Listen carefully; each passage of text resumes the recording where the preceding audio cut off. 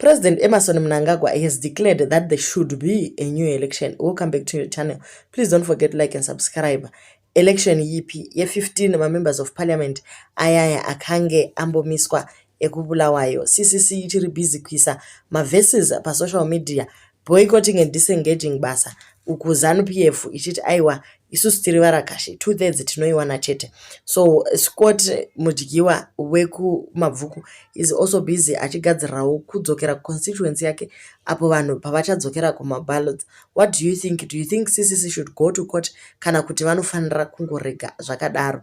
Okay guys, so the proclamation yanyorwa nechirungu chikuru.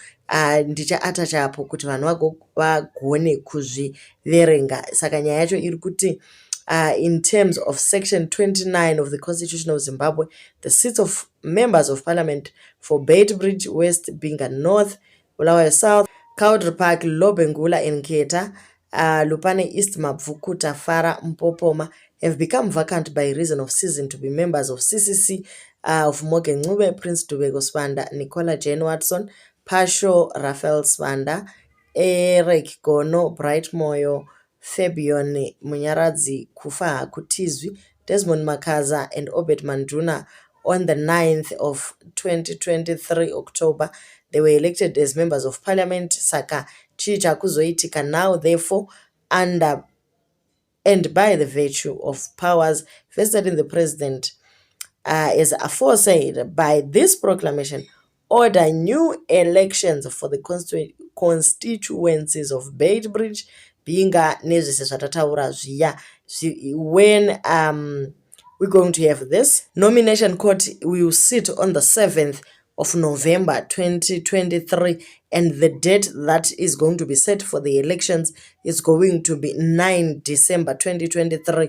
That is the day on which the polls shall be taken. If a poll becomes necessary in terms of section 46, pamwe pacho zvichange zvisiri necessary kuti kuindwe kumapolls sekuti pane pasina auya achirepresenta CCC or any other party say independent. Saka hatizivi kuti members CCC aya MPs akabvisiwa, do they want to stand as independent candidates kana kuti vari kuda kungopinda zvakadaro again as CCC, but kuri kunzi zvechavamwe handiti akataura kuti havasi veko, saka they cannot rerun mu election imomo.